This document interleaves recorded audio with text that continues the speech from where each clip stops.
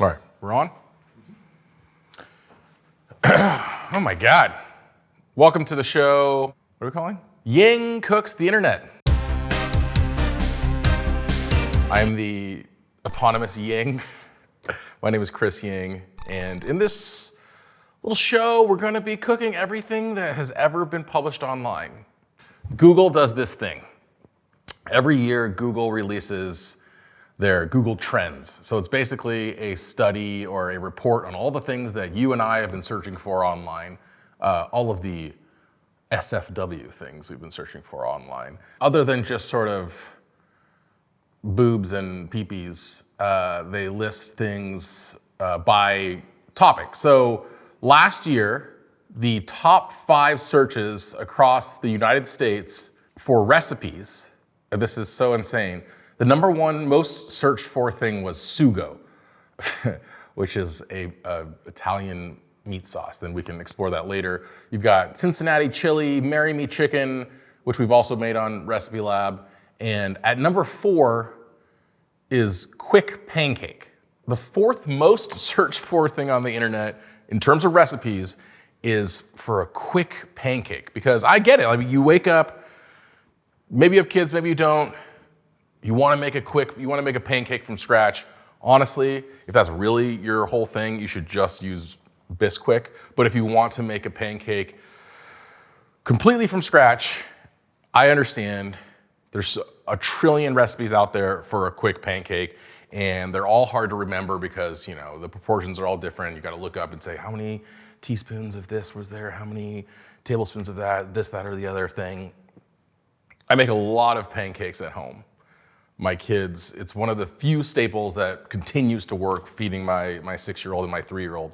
And so I am in the same boat. I want a recipe that I don't have to look up, that I don't have to sort of remember, that's relatively non-specific. And so I set out to try to whittle everything down, not to the ultimate pancake recipe, but to the exact thing you all are searching for, which is a quick pancake. And my goal with this recipe was to reduce all the proportions down to a unit of 1. Because I love a recipe where it's just one of this, one of that, one of this, one of. And so this is not a perfect pancake, but I think it's pretty damn close. I feel like I need more fanfare or something. Did I do enough fanfare, Gabby, for this whole thing? This recipe is one bowl, 1 cup, and 1 teaspoon. These are the measurements you need to make this recipe for a quick pancake. So 1 cup of flour. This is the amount of pancakes my family needs, 2 adults and 2 little devils in the morning.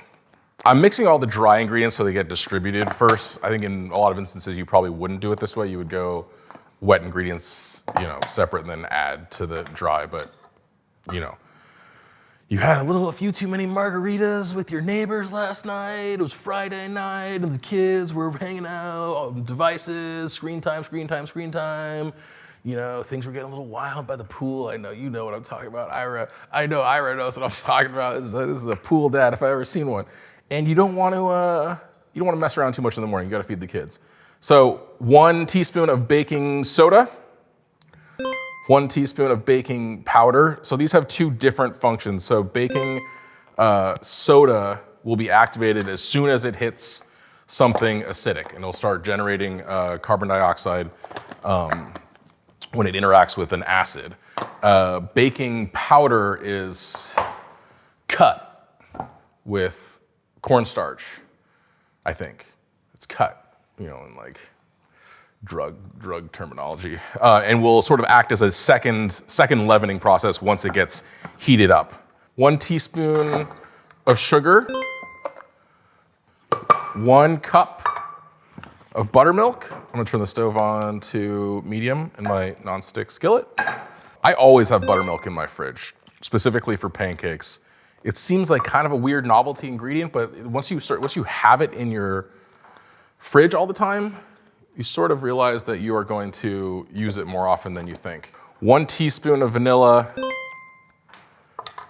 and 1 single, oh my God, 1 chicken ova. There's a chicken inside this thing. 1 unborn chicken, whisk, whisk, whisk. So again, every recipe for pancakes is going to be some variation on this. And some are gonna say you should add a tablespoon of sugar or half a teaspoon of vanilla or 2 teaspoons of baking powder and 1 teaspoon of baking soda.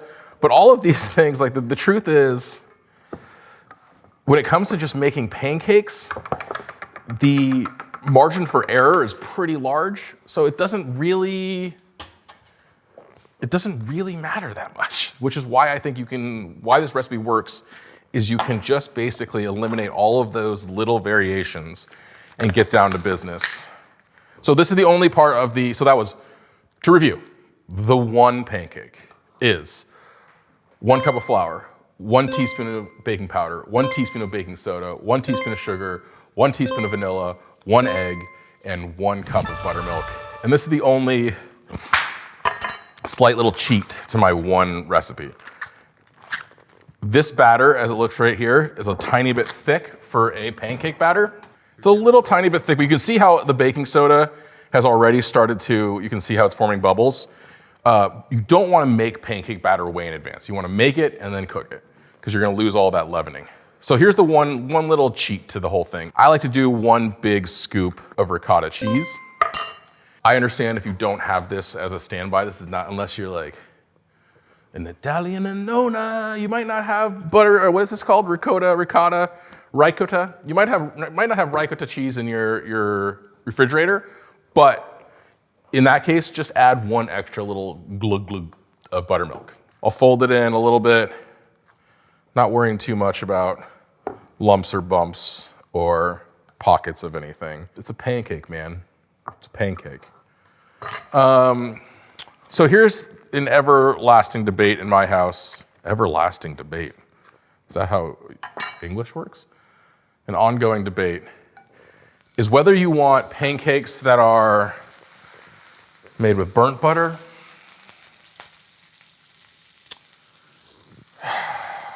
sorry guys. I just don't want to burn, I don't like burnt butter taste. I don't know about you guys. The debate in our house is, do you want perfectly brown pancakes, like picture perfect, magazine cover, no splotches, uniformly golden pancakes, or do you want pancakes that taste good? Because the secret to uniformly brown pancakes is basically to do it in a pan that has no fat. To do it in a nonstick pan where you don't have, see all of these like kind of imperfections in the distribution of the butter, like these little bubbles and just the way it's gonna cook once the pancake hits the pan is what you're gonna get splotchiness from. If you do this in a dry pan, you'll get a nice, perfectly brown magazine cover pancake, but it won't have a bunch of delicious butter. I'd rather have a pancake that is cooked in a bunch of butter than to have one that's perfectly brown.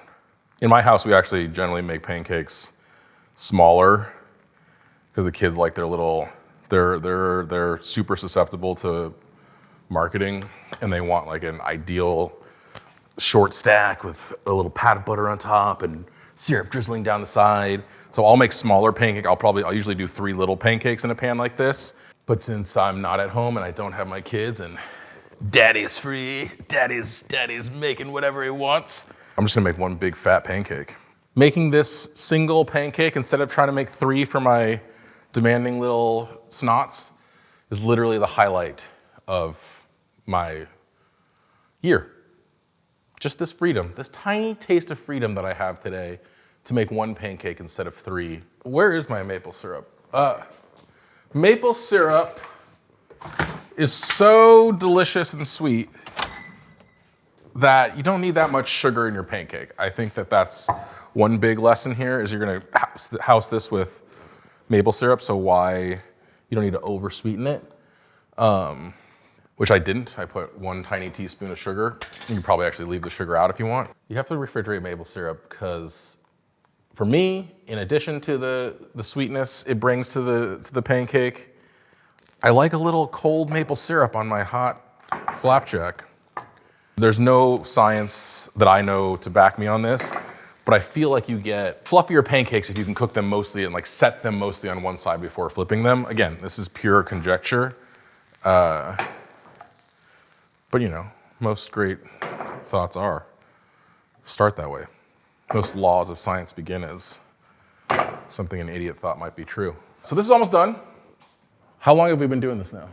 So I think by all metrics, an 8-minute pancake qualifies as a quick pancake, completely from scratch, and you can be hungover as hell and remember the ingredients. Just remember what goes into a pancake, and then you'll remember the proportions. This is another thing that happens all the time. Is it baking powder or is it baking soda? Do I add baking powder or baking soda? Here's what my recipe does for you. Doesn't matter, add them both. Add 1 teaspoon of both of them. All right, this is done. That is a quick, crispy buttermilk ricotta pancake.